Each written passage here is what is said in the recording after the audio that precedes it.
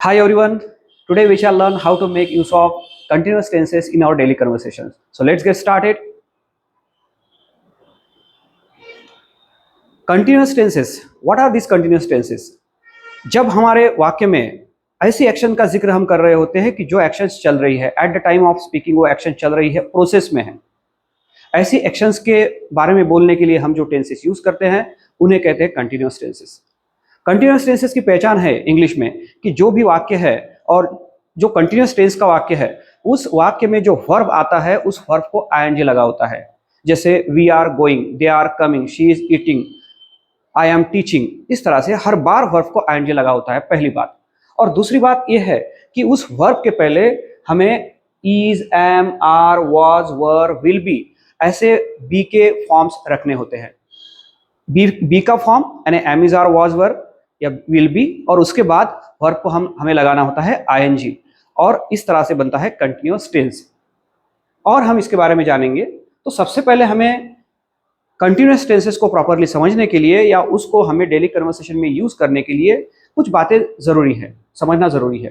For example, जैसे हम हमेशा जो प्रोनाउंस यूज करते हैं, जैसे ये I, we, you, they, he, she, it, ये पर्सनल प्रोनाउंस है, हमेशा यूज करते हैं।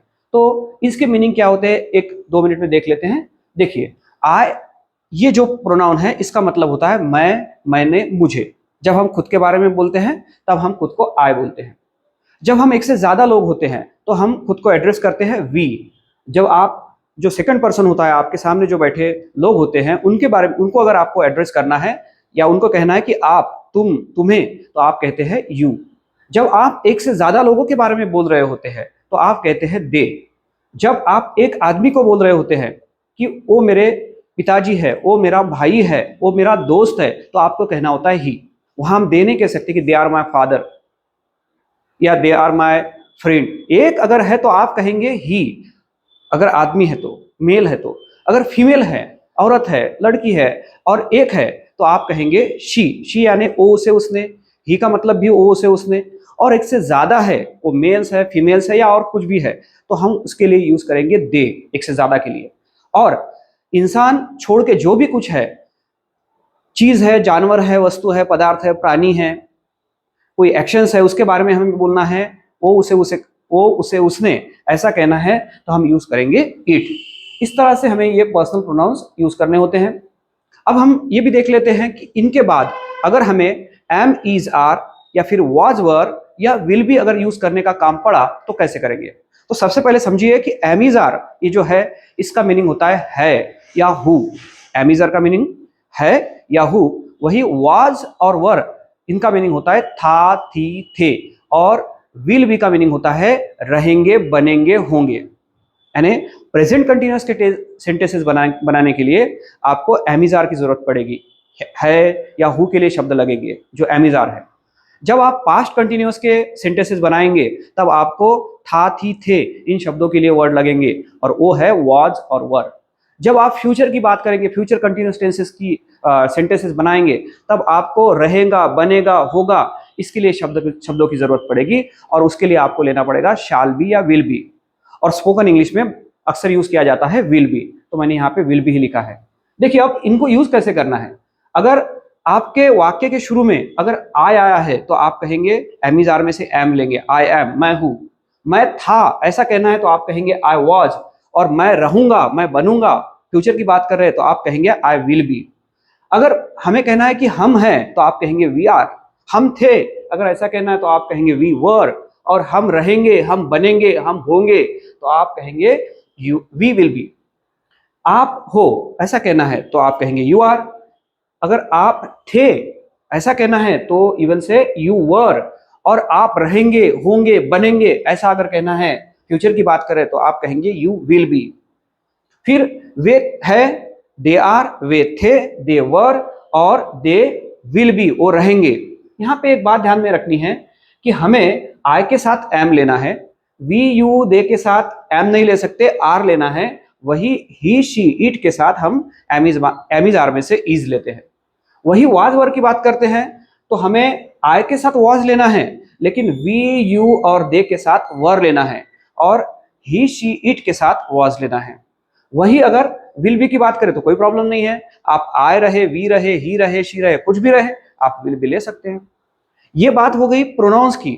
लेकिन जब बात नाउन की आती है, देखिए प्रोनाउन के बारे में ये इतना आप याद रखिए, बहुत जरूरी है, हमेशा याद, जैसे आपको यूज करने का काम पड़ेगा।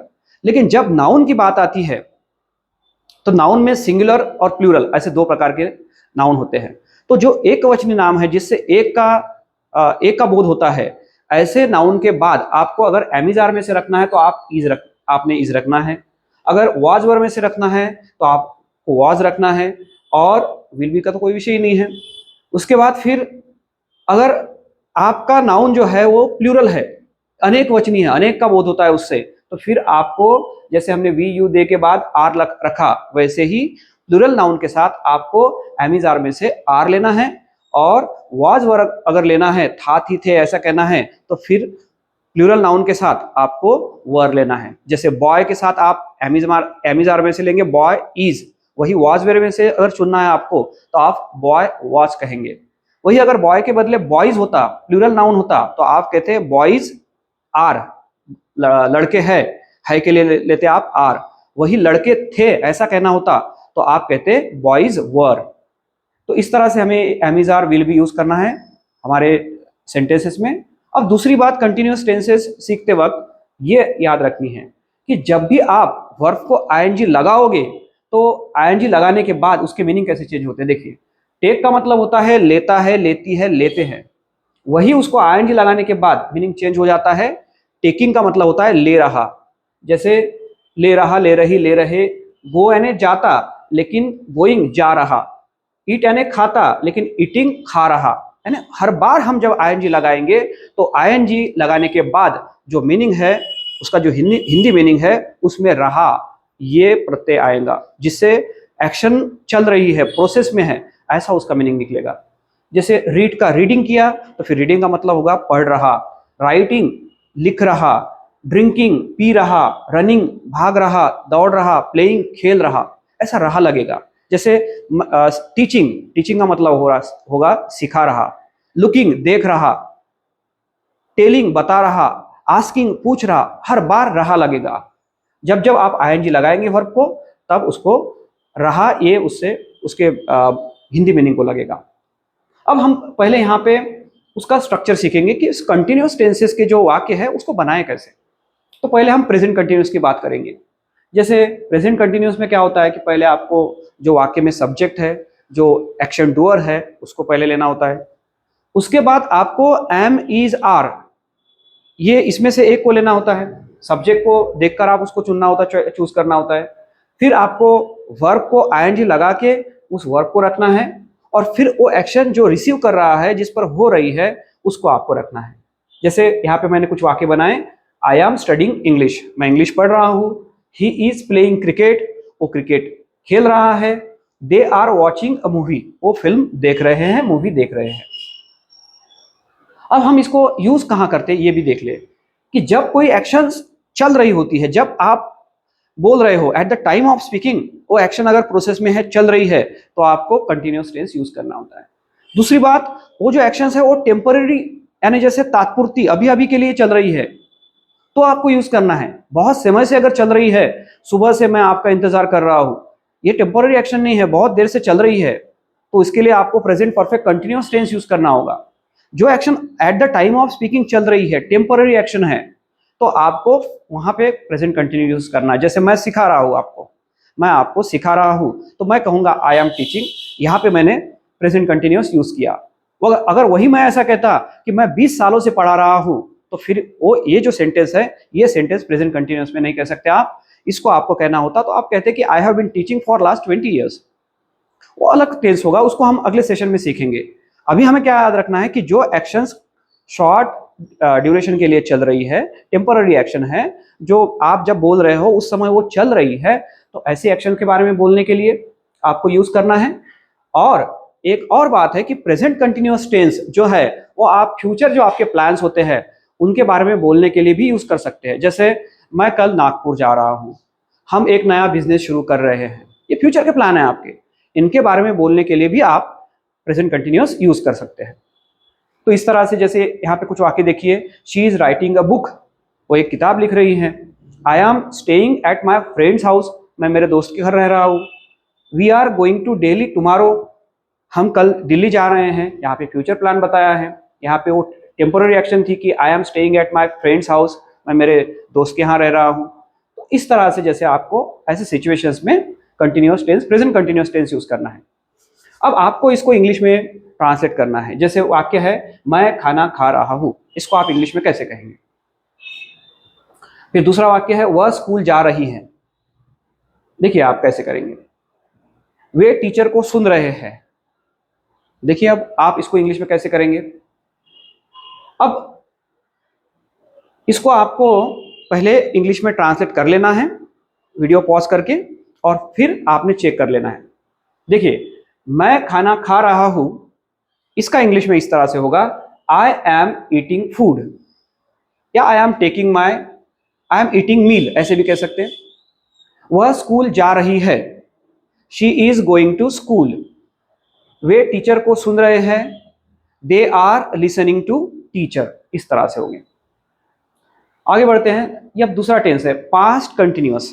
पास्ट कंटिन्यूअस टेंस यानी ऐसा टेंस जो हमें मदद करता है ऐसे वाक्यों के बारे में बोलने के लिए, ऐसे एक्शंस के बारे में बोलने के लिए जो एक्शन पास्ट में, भूतकाल में, बीते समय में एक स्पेसिफिक टाइम पे चल रही थी, शॉर्ट ड्यूरेशन के लिए चल रही थी। जैसे I was reading a book, मैं किताब पढ़ रहा था। पास्ट में एक्शन हो रही थी और टेम्पोररी एक्शन थी। शी वॉज कुकिंग फूड, वो खाना बना रही थी। फॉर एग्जाम्पल हम किसी के घर गए और जैसे किसी ने हमें पूछा कि आप जब उनके यहाँ पे गए तो वो क्या कर रही थी, हम बता सकते शी वॉज कुकिंग फूड, वो खाना बना रही थी। Raju was playing cricket, Raju cricket खेल रहा था। His brother was watching TV, उसका भाई टीवी देख रहा था।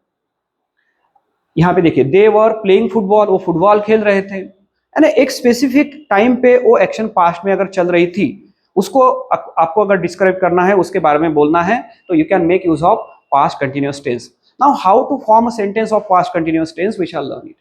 So remember that when you are making a sentence of past continuous tense, you will have to take subject in the beginning of the sentence. What is meant by subject?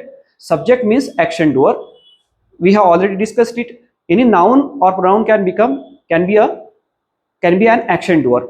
आपके वाक्य में action doer कोई भी हो सकता है, कोई भी noun, कोई भी pronoun. After that you will have to take was or were, क्योंकि आप past की बात कर रहे हैं, था, थी, थे, ऐसा ले रहे हो, तो फिर आपको was were लेना है। was were का कैसे यूज करना है, I have already told you in I think before 2 or 3 slides. उसके बाद आपको you will have to put verb, you know, in which form? Present participle form, that is where you will have to add ing to the main verb. So you will have to take verb with ing after was and were, और उसके बाद आपको रखना है object. So subject was were, फिर verb को ing लगा के वर्ब रखना है, और after that you will have to take object at the end of the sentence. This is how you will make a sentence of past continuous tense. अब इसमें वाक्य कैसे बनते हैं, देखिए एक और टेंस हम सीखने वाले थे, जो मैंने बताया था आपको कि future continuous tense. Future continuous कैसे करते हैं, तो फ्यूचर कंटिन्यूअस में आपको क्या करना है, आप फ्यूचर की बात कर रहे हैं, इसलिए आपको सब्जेक्ट के बाद विल भी रखना है. जैसे प्रेजेंट कंटिन्यूअस में हम क्या करते हैं, एम इज आर लेते हैं, उसके बाद वर्ब का आईएनजी जो रूप है वो रखते हैं. पास्ट कंटिन्यूअस में क्या करते हैं, वाज वर लेते हैं, उसके बाद फिर वर्ब का आईएनजी रूप लेते हैं. यहाँ पे हमें फ्यूचर कंटिन्यूअस में क्या होता है कि अक्सर हम ये बी लेना भूल जाते हैं. तो जब भी हमें आईएनजी फॉर्म, जो वर्ब का जो आईएनजी फॉर्म है उसको हमें रखना है, आईएनजी फॉर्म में जो वर्ब है उसको अगर रखना है हमारे वाक्य में, तो उसके पहले हमें सिर्फ विल नहीं लेना है, विल बी लेना है. ये हमें याद रखना है यहाँ पे.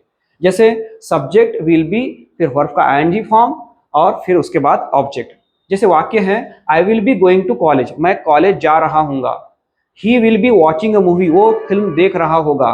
दे विल बी प्लेइंग क्रिकेट, वो क्रिकेट खेल रहे होंगे. तो इस तरह से जैसे हम वाक्य बना सकते हैं.